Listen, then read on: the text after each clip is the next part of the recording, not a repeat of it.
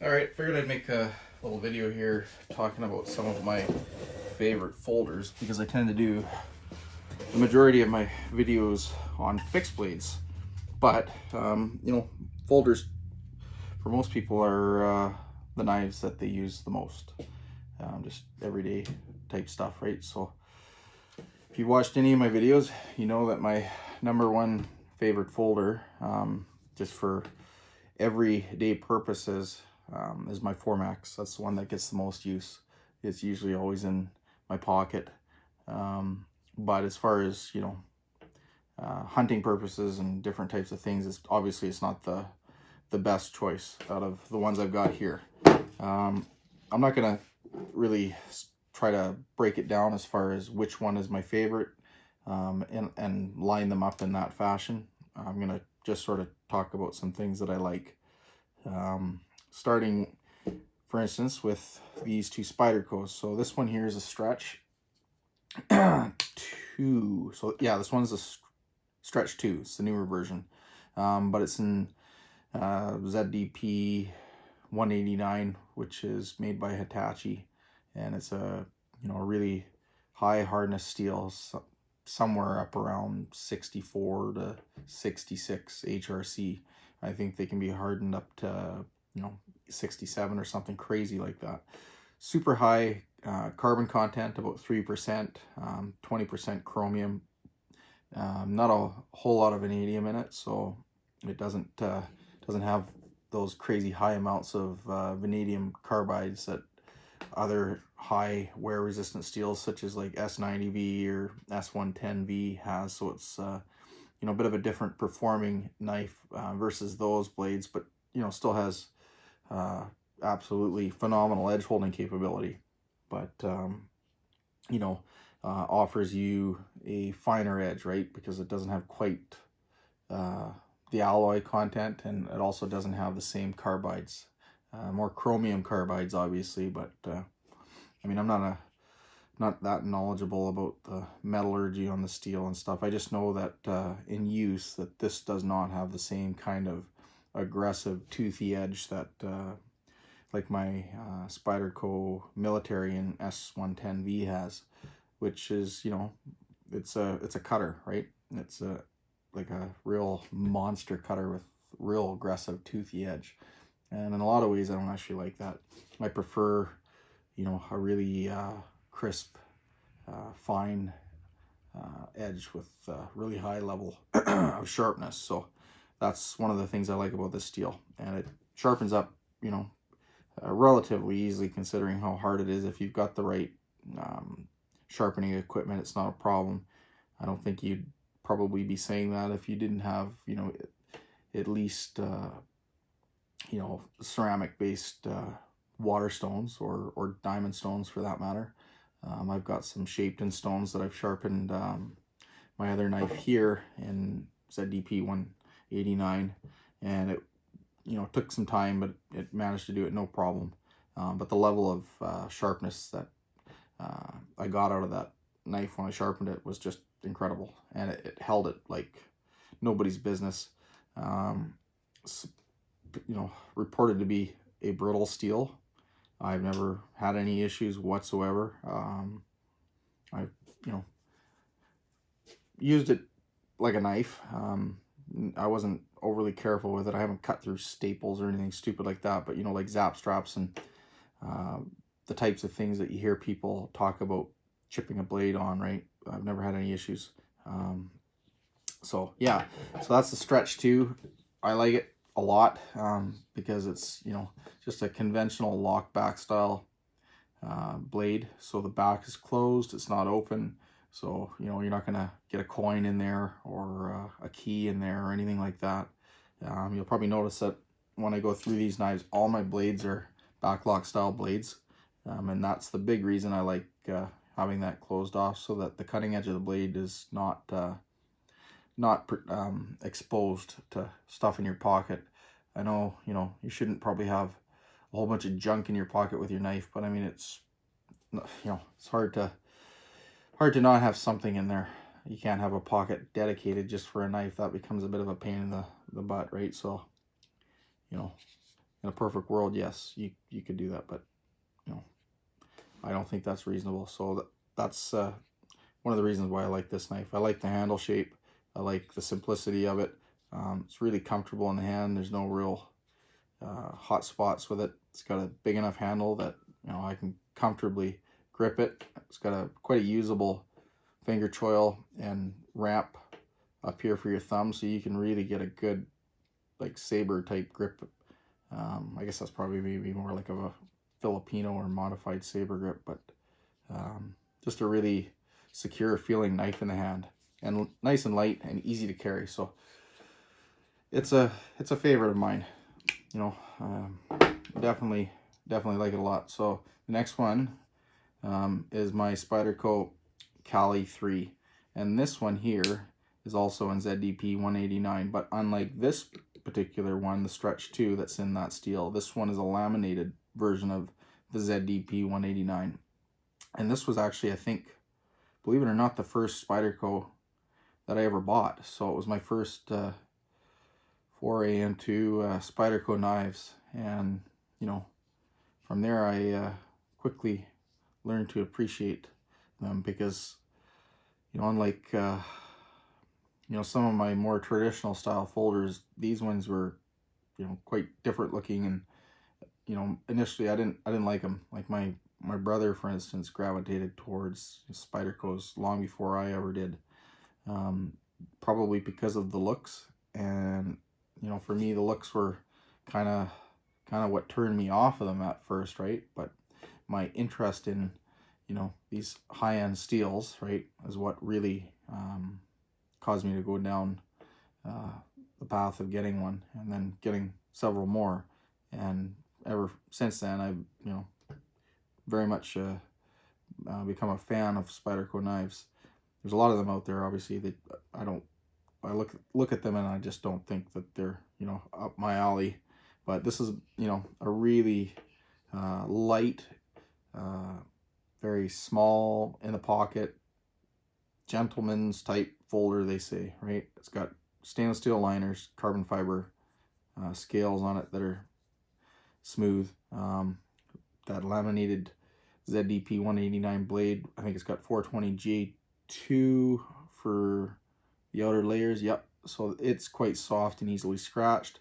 But one thing to note, I don't know if this is true, but it makes sense, you know, from a edge stability or hardness, or but anyways, what I'm trying to say is that what I've read is that the laminated version of Spyderco's ZDP 189 was actually run a little bit harder than the non-laminated. And what people have said is that obviously the reason why they've done that is they can get away with it with having that softer, you know, more shock resistant outer laminate to the steel. So I don't know. I can't tell the difference. I haven't actually sharpened the Stretch on my stones, you know, to make an apples to apples comparison as far as how they sharpened. Not that I, you know, necessarily be able to tell the difference, but yeah, that's one thing I've read about. Can't say that I can tell the difference, but yeah, it's just a really fine little knife. Got a wire pocket clip, so it just disappears in your pocket. Definitely not a hard use folder by any stretch, but you know, a knife that you can throw in pretty much any pocket of whatever pants or shorts or whatever the heck you're wearing. Like, it just disappears, right? So pretty unobtrusive. Also doesn't get the you know, the snowflakes out there upset when you pull it out to, you know, peel an orange or whatever with it, right? So it's a, you know, really fantastic little knife.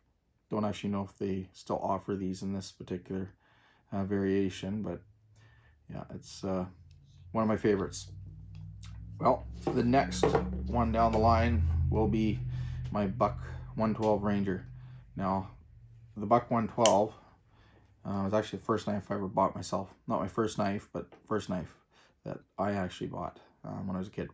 So it's got a real sweet spot for me, right? It's got a bit of sentimental value, and it's a stout, heavy-duty, you know, folder. This one's a custom shop version, so it's got upgraded steel, S30V, desert ironwood scales on it, and nickel bolsters and stuff, but timeless knife design, been around since the mid 60s, starting off with the Buck 110, which is a larger version of this. And yeah, it's one of my favorites, basically more or less because of, you know, my my history with it being my first folder that I ever bought and using it just for everything, right? My original that I still have, the blade's worn down, you know, quite a bit from sharpening it and just use, but it's a blade that, you know, I probably wouldn't choose to carry over some of these more modern folders. It doesn't quite compete probably in terms of strength and just ease of being able to carry, because it's heavy, right? It doesn't go in your pocket the same way. Really, I mean, it should be carried in, you know, on your belt in a sheath. I never carried mine on the sheath. I always put it in my pocket, and I've had it, you know, fall through, you know, a hole in my pocket a couple of times over the years. Not this one, obviously, but my original. And yeah, so it's a heavy knife to carry, and you really notice that it's there. And it's much the same thing with the 110. So this is a custom shop version as well, with upgraded steel S30V, nickel silver bolsters, koa, curly koa wood, which is from Hawaii. And yeah, so same kind of thing. You know, the reasons why I like it: timeless design, you know, just simple, good looks, and solid, no frills type, you know, design and whatnot behind it. Like, it's, you know, not flashy, but just looks good.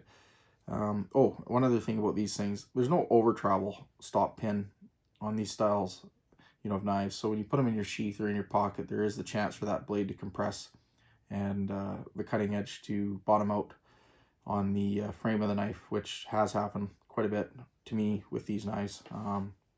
And yeah, so unlike, for instance, the 4 Max or the Ultimate Hunter, which does have a stop pin that's integrated into it, it basically, I think it actually stops on that pin, but you cannot compress that blade into the handle and damage your cutting edge. So that's huge. This blade, you know, basically is also representing the new 8010, because they're so similar. But for, you know, carrying in your pocket, this one's going to disappear a lot quicker. You know, it's lighter, probably more practical in that sense. Doesn't give up a whole lot in terms of strength and capability, and it's also got a, you know, better steel in the blade. This one's CTSX HP, which I think is a little bit better than S35 VN. Whether or not you're going to notice that in use and whatnot, probably not. I just, you know, think very highly of the steel. I really like the way it sharpens. I really like the edge it takes. I really like how well it keeps that edge. Certainly seems to be more than tough enough for what I do with the knife.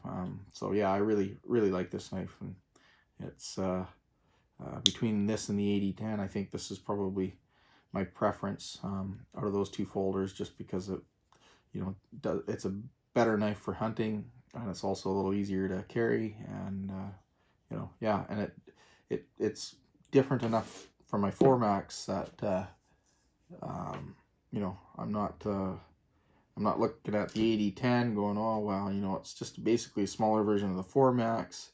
You know, with this one's totally different than the 4 Max in use and feel and what I expect to do with it anyways. But here's another one. This one is a, you know, very traditional style of knife, basically like a Barlow type folder almost, but with a lock back. This is a Boker or Booker, however you want to say it, mono hunter. I think they call it a Jägmesser or something like that. This one's in Stag. It's got brass hardware, brass liners. But what's unique about this blade is that it's made out of cpm-cruwear, which is probably my favorite tool steel, next to maybe CPM 4V, out of those high-end CPM tool steels. cpm-cruwear and 4V are kind of my top picks.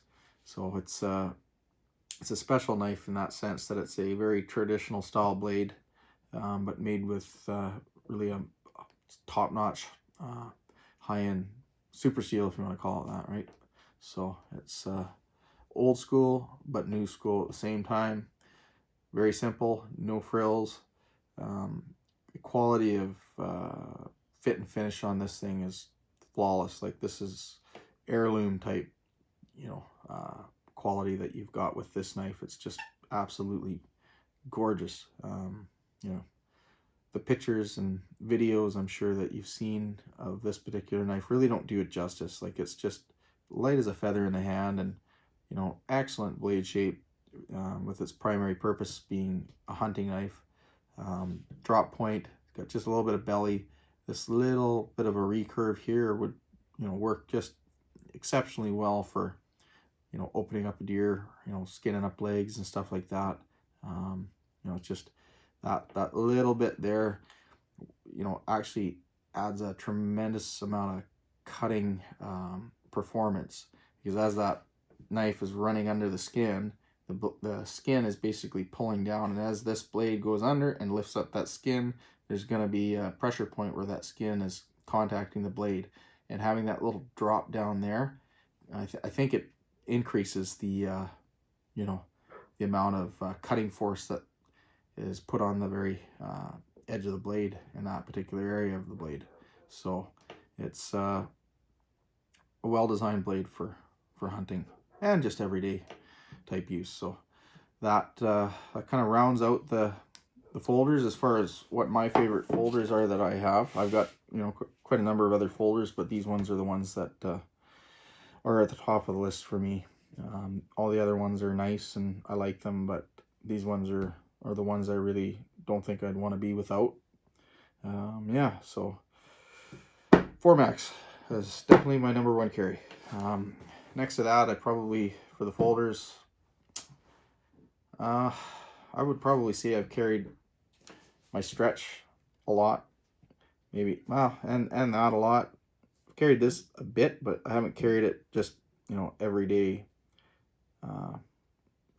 like I have the Formax. I've got a couple of Spyderco paramilitary 2, or no, it's got the military, which I've carried a bit, and then I've got a paramilitary 2, you know, that I've carried a bit, but honestly, I don't like them nearly as much as I like these blades.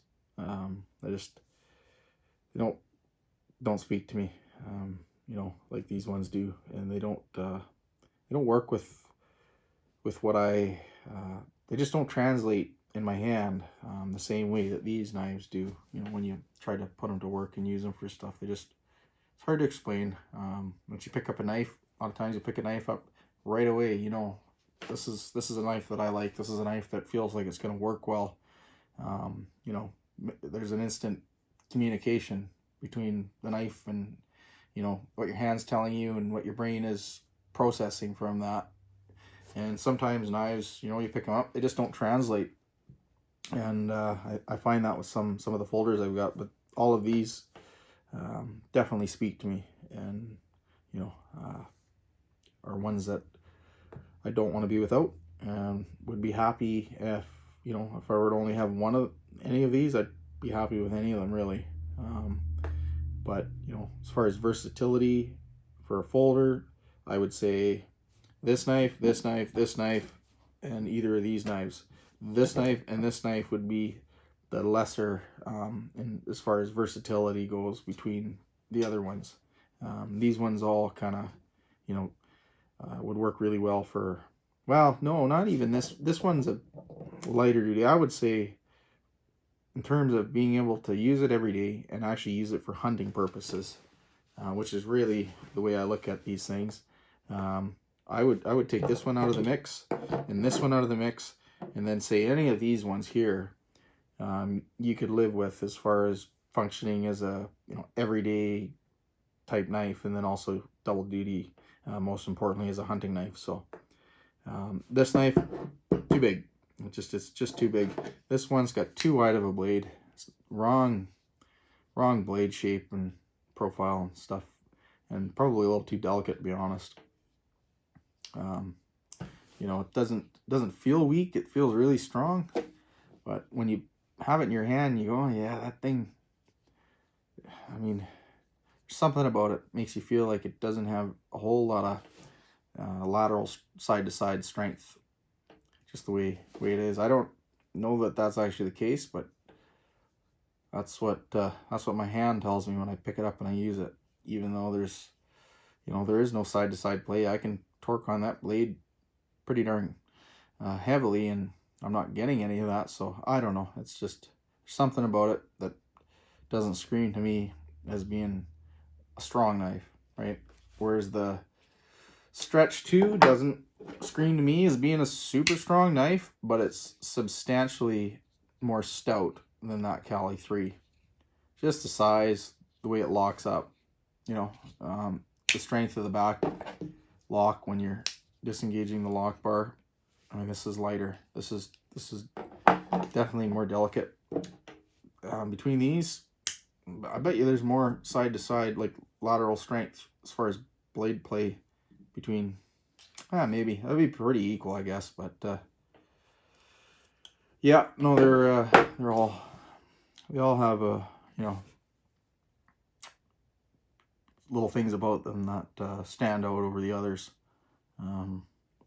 But just trying to think about, you know, what sets them apart for me.